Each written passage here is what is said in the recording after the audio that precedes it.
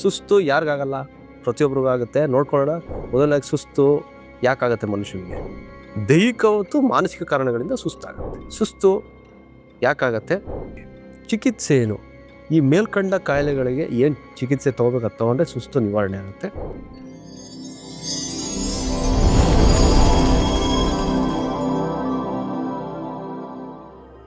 ನಮಸ್ಕಾರ. ಸಮಸ್ತ ತತ್ವಮಸಿ ಯೂಟ್ಯೂಬ್ ಚಾನಲ್ ವೀಕ್ಷಕರಿಗೆ ಸ್ವಾಗತ. ನಾನು ನಿಮ್ಮ ಡಾಕ್ಟರ್ ಮಂಜುನಾಥ್ ಡಿ9. ಸುಸ್ತು ಯಾರಿಗಾಗಲ್ಲ? ಪ್ರತಿಯೊಬ್ಬರಿಗೂ ಆಗುತ್ತೆ. ನೋಡ್ಕೊಳ್ಳೋಣ. ಮೊದಲನೇದಾಗಿ ಸುಸ್ತು ಯಾಕಾಗತ್ತೆ ಮನುಷ್ಯನಿಗೆ? ನಾವು ಸುಸ್ತು ಅಂದಾಗ ಒಂದು ಕ್ರೈಟೇರಿಯಾ ಇರುತ್ತೆ ವೀಕ್ಷಕರೇ. ಕಣ್ಣು ತುಂಬ ನಿದ್ದೆ ಮಾಡಿ 8ರಿಂದ 10 ತಾಸು ನಿದ್ದೆ ಮಾಡಿ ಬೆಳಗ್ಗೆ ಎದ್ದಾಗ ಒಬ್ಬ ಸಹಜವಾಗಿರೋ ವ್ಯಕ್ತಿ, ಆರೋಗ್ಯವಂತ ವ್ಯಕ್ತಿಗೆ ಸುಸ್ತು ಬರಬಾರ್ದು.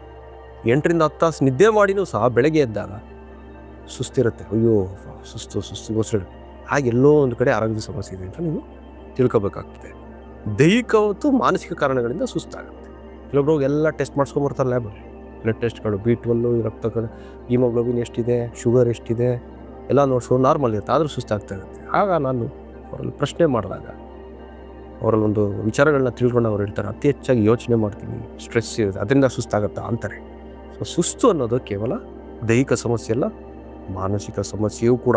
ನಾವು ಅತಿ ಹೆಚ್ಚಾಗಿ ಯೋಚನೆ ಮಾಡಿದ್ರೆ ದೇಹ ಎನರ್ಜಿನ ಹೇಳ್ಕೊತಾ ಇರುತ್ತೆ ವೀಕ್ಷಕರೇ. ಇದು ನೀವು ನೋಡ್ಕೋಬೇಕಾಗತ್ತೆ. ಸುಸ್ತು ಯಾಕಾಗತ್ತೆ? ಮೊದಲನೇ ಕಾರಣ ಬಂದ್ಬಿಟ್ಟು ಮಧುಮೇಹ, ನಾರ್ಮಲ್ ರೀಸನ್ನು.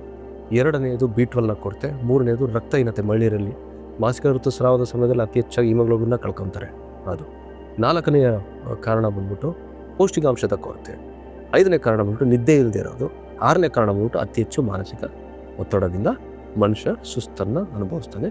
ಇನ್ನೂ ಇನ್ ಡೆಪ್ತ್ ಹೋಗ್ಬೇಕು ಅಂದರೆ ಲಿವರ್ ಸಮಸ್ಯೆ, ಕಿಡ್ನಿ ಸಮಸ್ಯೆಯಿಂದಲೂ ಕೂಡ ಸುಸ್ತಾಗತ್ತೆ. ಅಸ್ತಮ ಸಮಸ್ಯೆಯಿಂದಲೂ ಕೂಡ ಸುಸ್ತು ಆಗುತ್ತೆ ವ್ಯಕ್ತಿಗೆ. ಚಿಕಿತ್ಸೆ ಏನು? ಈ ಮೇಲ್ಕಂಡ ಕಾಯಿಲೆಗಳಿಗೆ ಏನು ಚಿಕಿತ್ಸೆ ತೊಗೊಂಡ್ರೆ ಸುಸ್ತು ನಿವಾರಣೆ ಆಗುತ್ತೆ. ಸರಿ, ಒಂದು ಜನರಲ್ ಆಗಿ ಒಂದು ಮದ್ದೇಳಿ ಸುಸ್ತಿಗೆ ಅಂದರೆ ವೀಕ್ಷಕರೇ, ಮೊದಲನೇದಾಗಿ ಆಹಾರದಲ್ಲಿ ಔಷಧಿನ ಕಂಡ್ಕೋಬೇಕು. ನಮಗೆ ಏನು ಬೇಕಾಗಿರೋ ಸುಸ್ತಿಗೆ ಬೇಕಾಗಿರೋದು ಕಾರ್ಬೋಹೈಡ್ರೇಟ್, ಸ್ವಲ್ಪ ಎನರ್ಜಿ ಕೊಡೋದು. ಕಾರ್ಬೋಹೈಡ್ರೇಟ್ ಯಾವುದು? ಬಾಳೆಹಣ್ಣು. ಸುಸ್ತಾದರೆ ಒಂದು ಬಾಳೆಹಣ್ಣು ತಿನ್ನಿ. ಎರಡನೇದು ಒಣ ದ್ರಾಕ್ಷಿ, ಖರ್ಜೂರವನ್ನು ತಿನ್ನಿ. ಮೂರನೇದು ರಾಗಿ ಅಂಬ್ಲಿ ತಗೊಳ್ಳಿ. 4ನೇದು ಮೊಟ್ಟೆಯನ್ನು ತಿನ್ನಿ, ದಿನಕ್ಕೆ 1-2 ಲೋಟ ಹಾಲನ್ನು ತಗೊಳ್ಳಿ. ಇದಿಷ್ಟನ್ನ ನೀವು ಆಹಾರದಲ್ಲಿ ಇನ್ಕ್ಲೂಡ್ ಮಾಡ್ಕೊಳ್ತಾ ಬನ್ನಿ. 5ನೇದು ಬಂದ್ಬಿಟ್ಟು ಸೊಪ್ಪುಗಳನ್ನ ಅತಿ ಹೆಚ್ಚಾಗಿ ತಿನ್ನಬೇಕು. ತರಕಾರಿ ಸೊಪ್ಪುಗಳನ್ನ ಚೆನ್ನಾಗಿ ತಿನ್ನಬೇಕು. ಇದರಿಂದ ಏನಾಗುತ್ತೆ, ನಮ್ಮ ದೇಹಕ್ಕೆ ಬೇಕಾದಂಥ ಆಮ್ಲಜನಕ ಪೂರೈಕೆ ಆಗುತ್ತೆ. ಇದರ ಜೊತೆ ವ್ಯಾಯಾಮ ಮಾಡೋದು ಭಾಳ ಮುಖ್ಯವಾಗಿ. ವ್ಯಾಯಾಮ ಮಾಡೋದ್ರಿಂದ ನಮ್ಮ ಬ್ಲಡ್ ಫ್ಲೋ ಚೆನ್ನಾಗಾಗುತ್ತೆ, ಒಳ್ಳೆ ಫೀಲ್ ಗುಡ್ ಹಾರ್ಮೋನ್ಸ್ ರಿಲೀಸ್ ಆಗುತ್ತೆ, ವ್ಯಕ್ತಿ ಕೂಡ ಭಾಳ ಸಶಕ್ತವಾಗಿ ಇರ್ತಾನೆ. ಇದಲ್ಲದೆ ಆಯುರ್ವೇದಿಕ್ ಯಾವುದಾದ್ರೂ ಒಂದು ಸೊಲ್ಯೂಷನ್ ಹೇಳಿ ಅಂದರೆ ಆಯುರ್ವೇದಿಕ್ಕಲ್ಲಿ ನಿಮ್ಗೆ ಗೊತ್ತಿರೋವಂಥದ್ದೇ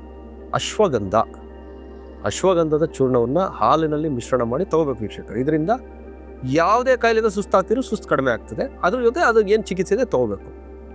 ಮಧುಮೇಹ ಇಲ್ಲದೆ ಆದಲ್ಲಿ ಅಶ್ವಗಂಧಾದಿ ಲೇಯ ಅಂತ ಬರುತ್ತೆ. ಅದನ್ನು ಒಂದೊಂದು ಚಮಚ ತಿಂದು ಹಾಲು ಕುಡಿಬೇಕು. ಇದರಿಂದನೂ ಕೂಡ ಆಯಾಸ ನಿಯಂತ್ರಣಕ್ಕೆ ಬರುತ್ತೆ. ಇಷ್ಟು ಮನೆಮದ್ದು ವೀಕ್ಷಕರೇ ಸುಸ್ತಿಗೆ. ಕೆಲವು ಬಾರಿ ಸೆಂಟ್ರಲ್ ನರ್ವಸ್ ಸಿಸ್ಟಮ್, ಕೆಲವು ಬಾರಿ ಏನಾಗುತ್ತೆ ಡಿಮೈಲಿನೇಷನ್ ಅಂತೀವಿ, ಅಂದರೆ ಮೆದುಳಿನಲ್ಲಿ ಆ ಶೀತ ಏನಿದೆ ಅದು ಡ್ಯಾಮೇಜ್ ಆಗ್ತಾ ಹೋಗುತ್ತೆ. ಅದರಿಂದನೂ ತಲೆ ಸುತ್ತು ಸುಸ್ತೆಲ್ಲ ಬರುತ್ತೆ.